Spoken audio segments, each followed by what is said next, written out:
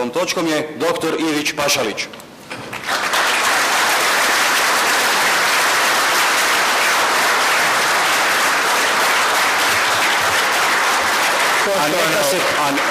Poštovano predsjedništvo, dragi prijatelji, sve vas pozdravljam u ime jedne od stranaka koja je začetnik državotvornog okupljanja, u ime Hrvatskog bloka, Pokreta za modernu Hrvatsku.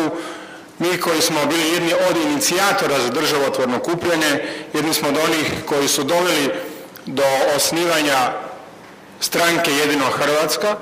Stranka Jedino Hrvatska je svojevrsna koalicija stranaka, udruga, istaknutih pojedinaca, ljudi koji misle hrvatski i državotvorno i ljudi čija su uvjerenja programska, osobna, politička, nacionalna nas nagnala i obvezala da pokušamo tražiti zajedništvo kako bi mogli izboriti se za zastupnike u Hrvatskom saboru, kako bi mogli omogućiti hrvatskim biračima koji misle slično kao što mislimo mi, da imaju kome na izborima dati svoj glas.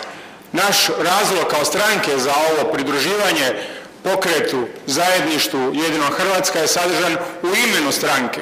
Zato jer sve što smo radili, sve što radimo samo je zbog Jedino Hrvatske.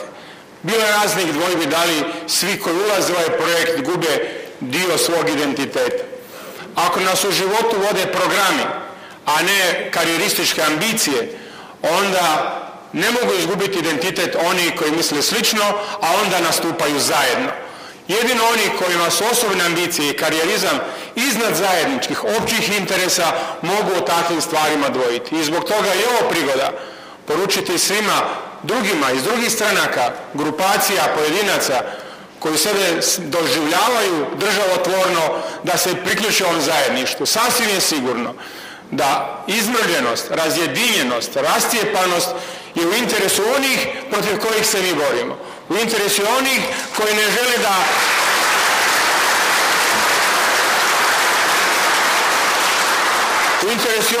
žele da se političke ideje, programi za koje se mi zauzmamo, da se čuju u Hrvatskom saboru. Dragi prijatelji, ključne teme koje su nas okupile i na kojima mi želimo predstaviti alternativu, o čemu je govorio predsjednik stranke gospodin Šibl, vrlo su jasne. To je odnos prema Haškom sudu.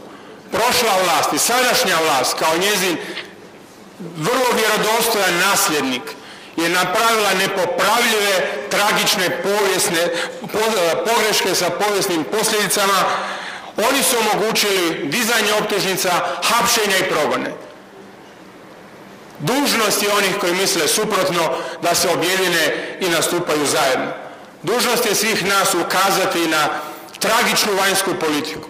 Politiku koja nas utjeruje tamo gdje gubimo svako dostojanstvo i gdje gubimo naše nacionalne interese. Utjerivanje u Europsku uniju, u Zapadni Balkan, NATO savez i bez da se daje ljudima mogućnost da izađu na referendum i kažu što o tome misle, dovoljno govori da je to politika koja nema potporu hrvatskih birača. Jer da ima, a zašto se onda boje referenduma?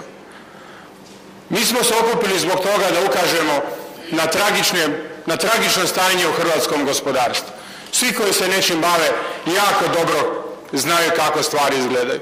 Hrvatska je zemlja koja je prezadužena, koja je najvrijednije stvari prodala stranom kapitalu. Hrvatska je zemlja u kojoj je proizvodnja doživjela potpuni slom i Hrvatska postaje jedan veliki trgovački centar gdje roba dolazi izvana. Naša je dužnost nastupiti zajedno i o tome govoriti i ponuditi rješenje. Naša je dužnost progovoriti o položaju naše subraće u Bosni i Hercegovini. Sadašnja vlast i vlast koja je došla na snagu 2000. poslala je Hrvatima u Bosni i Hercegovini vrlo jasnu poruku da nemaju što tražiti u Zagrebu, da je njihov glavni grad Sarajevo. A mi jako dobro vidimo što se događa u Sarajevu i Bosni i Hercegovini, da je poruka Hrvatima u Bosni i Hercegovini ili se asimilirajte, odreknite se svoje vjere, svoje nacije, svog jezika, svoje kulture ili se iselite. Vlast u Hrvatskoj ima dužnost ne samo pred izbore, ne samo kad se bori za 1, 2 ili 3 mandata koji bi trebali nekome donijeti većinu, ne samo dakle pred izbore, nego stalno o tome i vrlo konkretno voditi računa i boriti se za opstanak Hrvata u Bosni i Hercegovini. Jednom riječju, dragi prijatelji, siguran sam bez pretjerivanja i bilo kakvih predizbornih razloga, usuđujem se ustvrditi da u Hrvatskoj vladaju laž, obmana, neznanje i veleizdaja.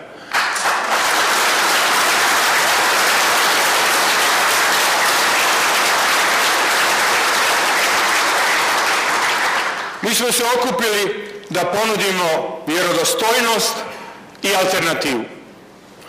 Vjerodostojnost možemo dokazati svako od nas ovdje svojim životom, svojim životnim putem i onim što smo prolazili. Iako je među nama bilo prodanih duša, ali velika većina su ovdje časni ljudi koje se ne može uplašiti, kupiti, kojima se ne može trgovati sa njihovim uvjerenjima. I zato vas pozivam, iako znam da nije lako, znam sudbine mnogih od vas i onih koji su nas prodali, jedne šake prodanih duša. Ali znam jednako tako da su ovdje čestiti ljudi koji drže do svoje časti, dostojanstva vlastite, obiteljske i nacionalne. Znajući sve to, pozivam vas da smognemo i snage, i hrabrosti, i odlučnosti i da skupimo barem pristojno novaca da ovu kampanju možemo odraditi kako to je nužno odraditi i da iza izbora možemo znati da će barem neki od nas, barem jedan od nas biti u Hrvatskom saboru i da će se čuti ono što hrvatski državotvorni ljudi misle. Hvala vam lijepo.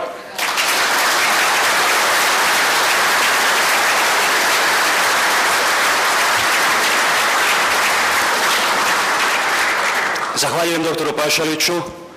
Riječ dajem članu predsjedništva stranke